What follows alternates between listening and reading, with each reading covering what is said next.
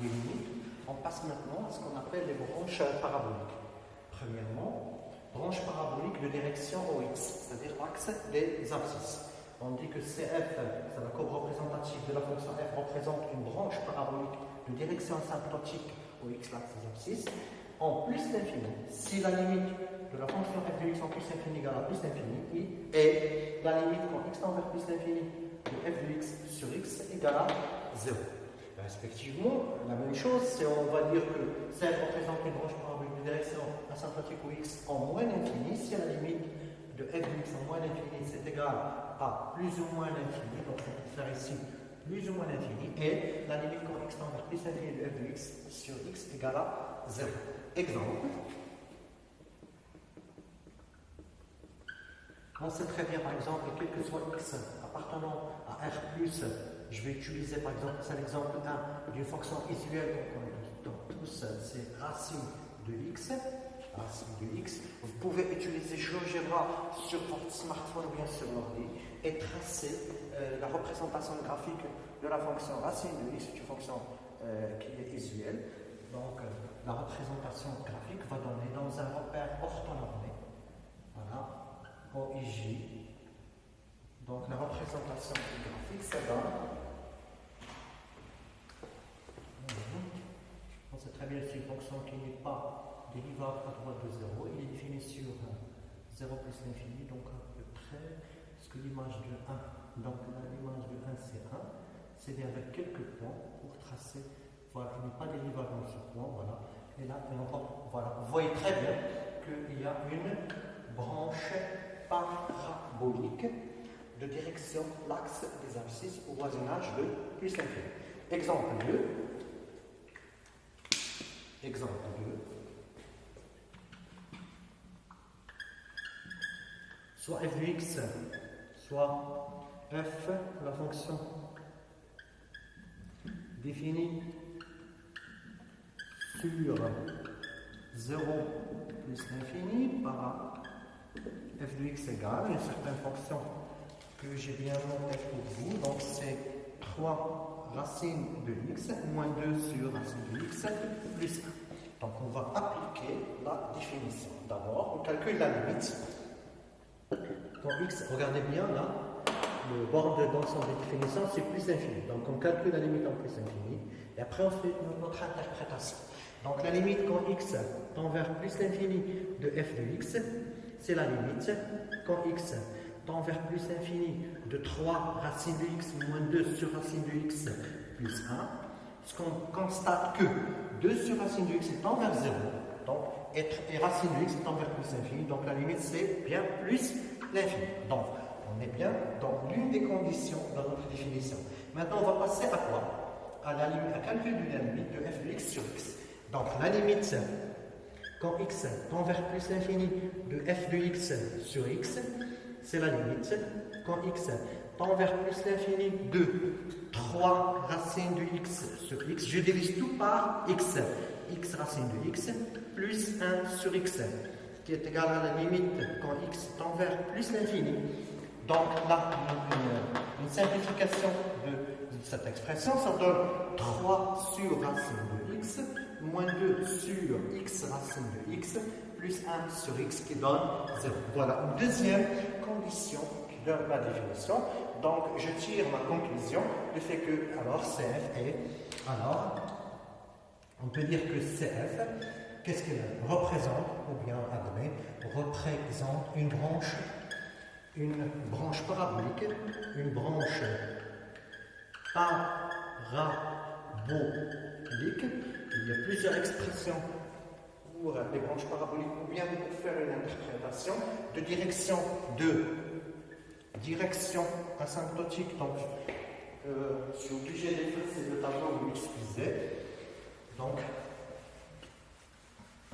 de direction asymptotique. Alors, une branche de direction asymptotique.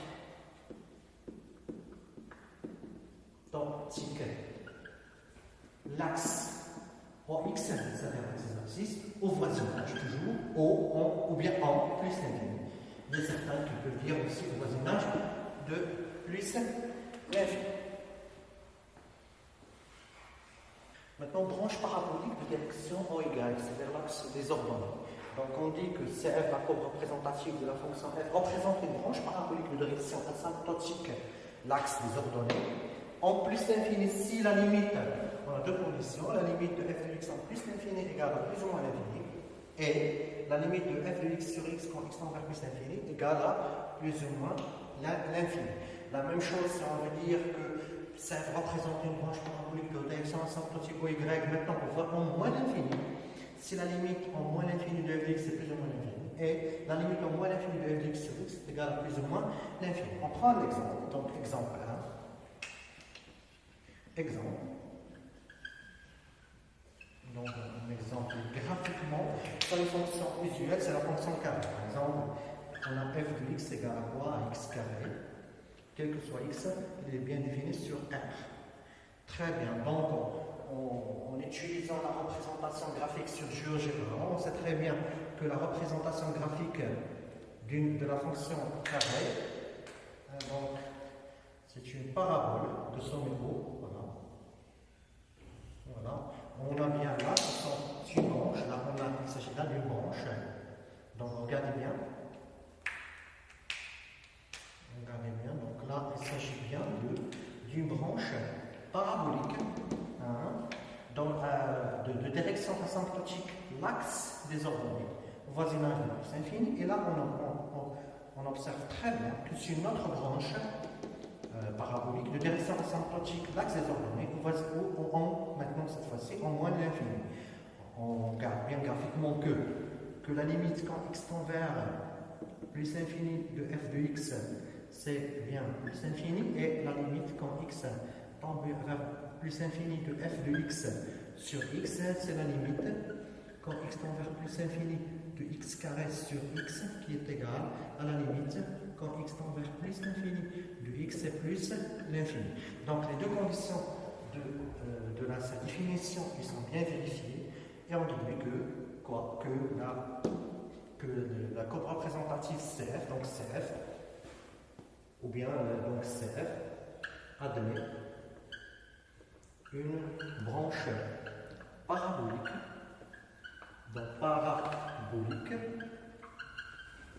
de direction OY, c'est-à-dire l'axe des ordonnées, en plus ou moins l'infini. Je vais prendre un autre exemple, un exemple 2. Déjà, là, il s'agit d'un exemple d'une fonction usuelle qu'on connaît très bien, c'est la fonction carré. Maintenant, exemple 2. Exemple 2.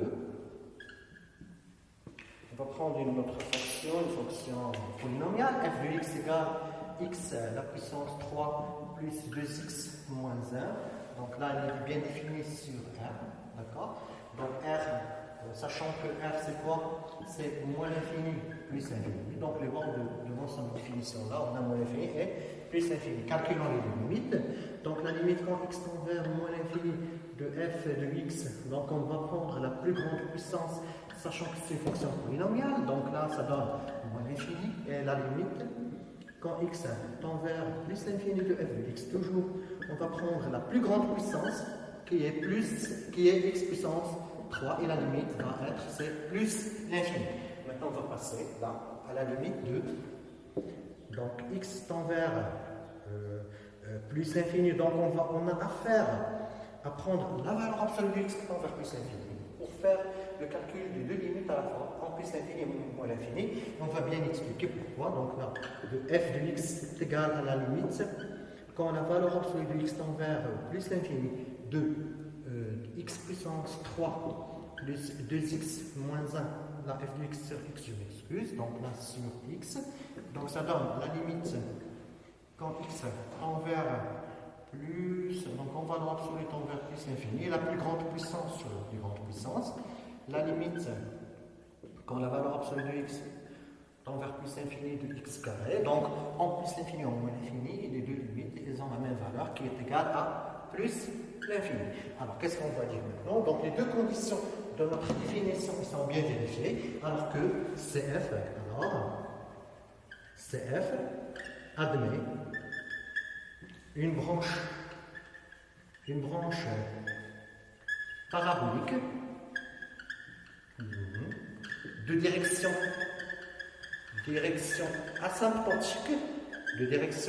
asymptotique,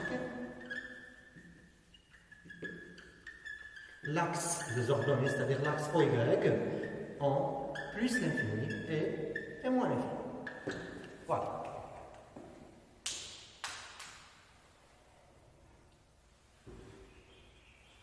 Maintenant, une branche parabolique de direction en droite passant par l'origine, outre que l'axe des ordonnées, l'axe des abscisses.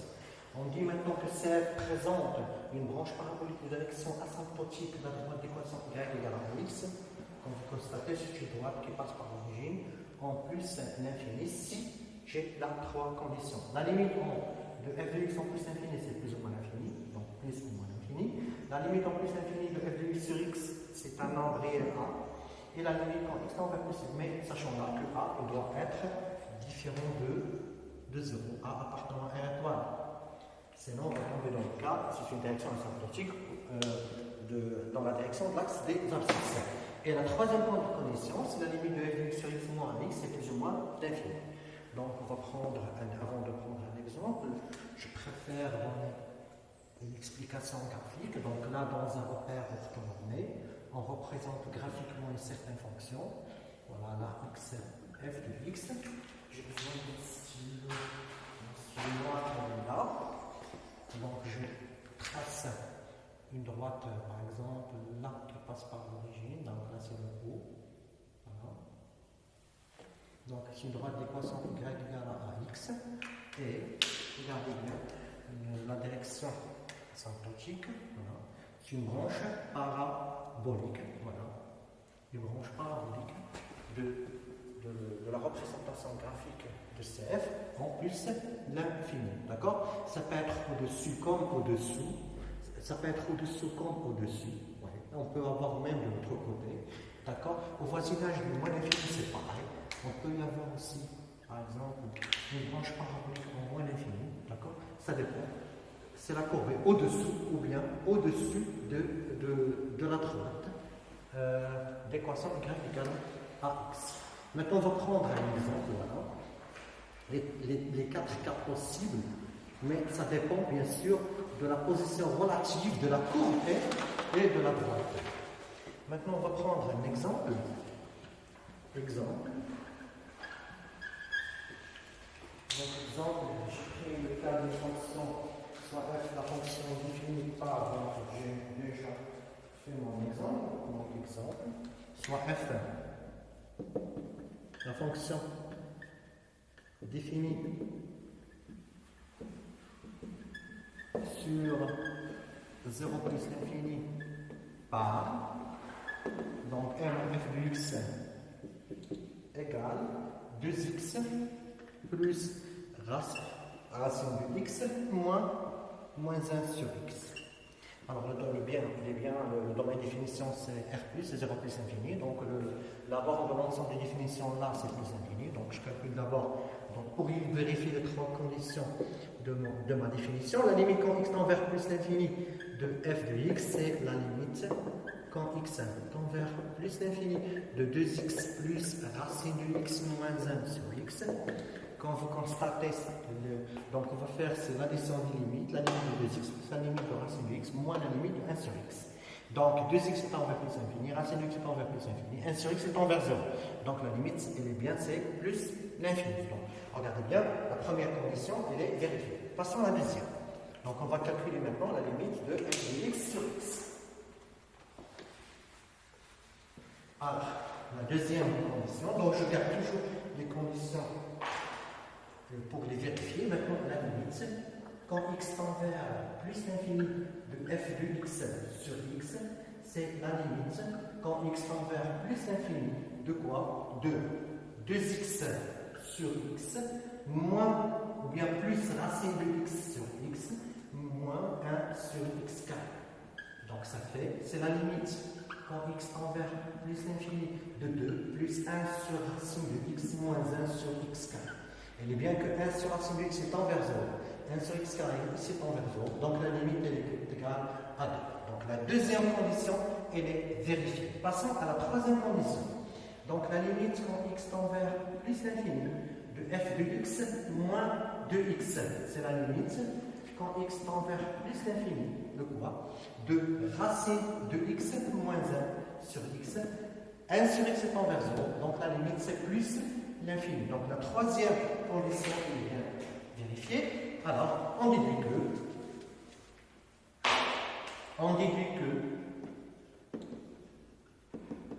que la courbe CF admet une branche parabolique,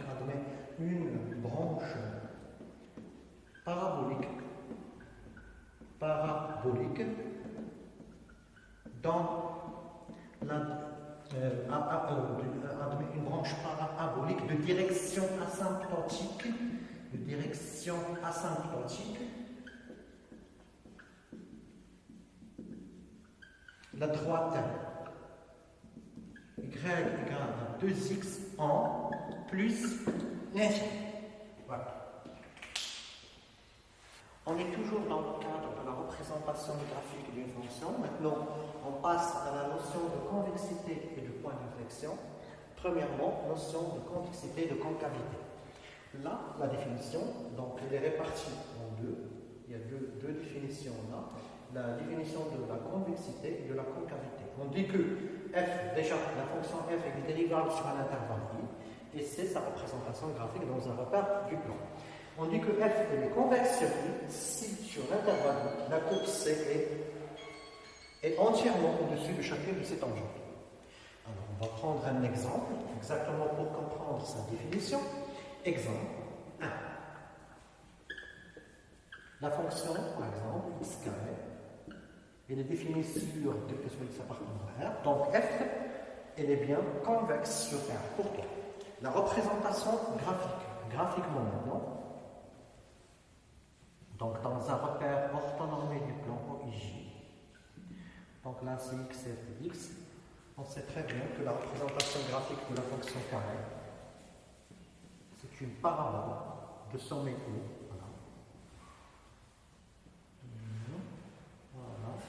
C'est une parabole. Je m'excuse pour. Mais là, j'essaie que ce soit bien. Voilà. Voilà CF, c'est la courbe représentative. Donc, si on prend les tangentes à n'importe quel point, sachant que la fonction déjà, la fonction carrée, elle est dérivable sur R. Donc, sa courbe représentative, il admet une tangente en tout point. Maintenant, on va voir les tangentes. Voilà la première tangente, par exemple là, ce point-là. Une autre tangente.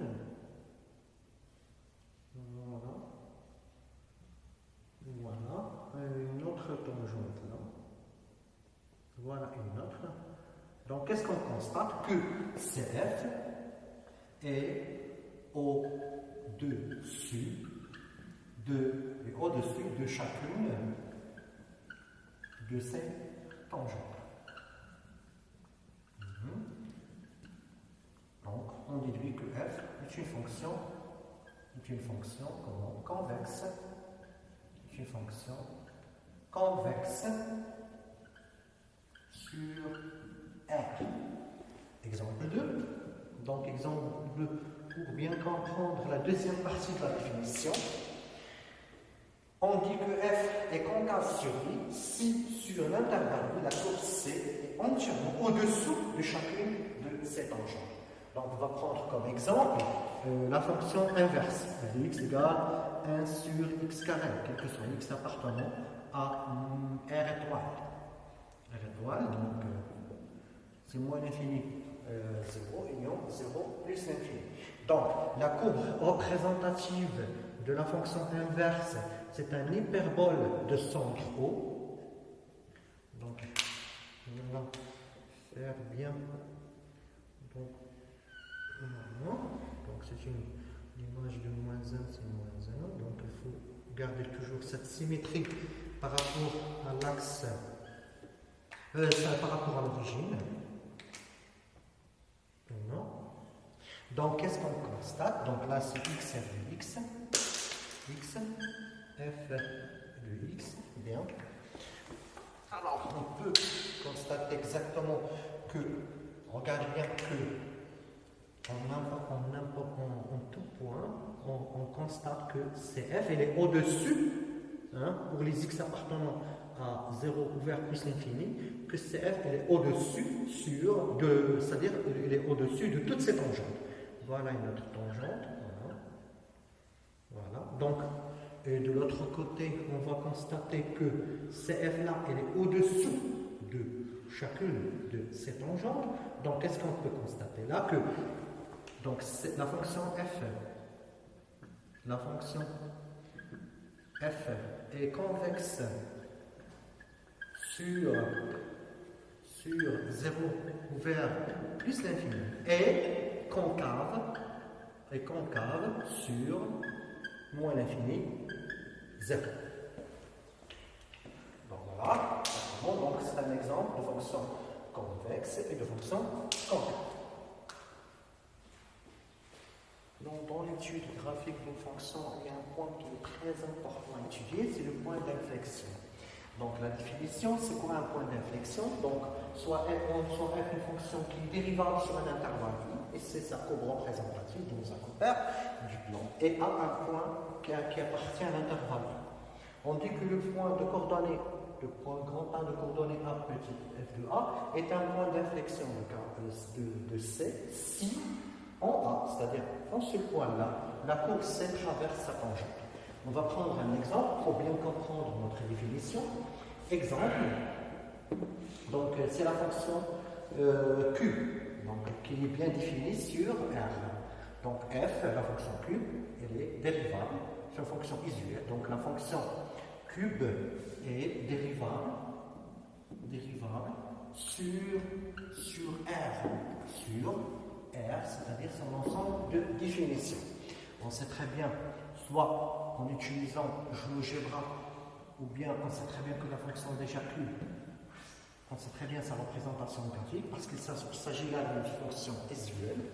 Donc c'est une fonction qui est symétrique par rapport à l'origine.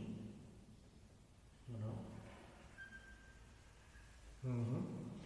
Voilà, c'est la fonction cube.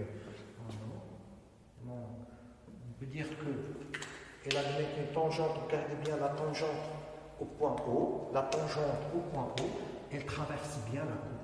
Voilà. Donc regardez bien la tangente au point O, elle traverse bien la courbe. Donc l'origine du repère, ça veut dire le point O est un point d'inflexion de CF.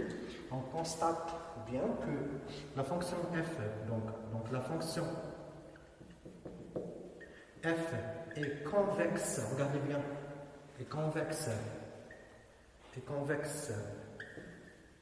sur 0 plus l'infini et concave sur moins l'infini 0.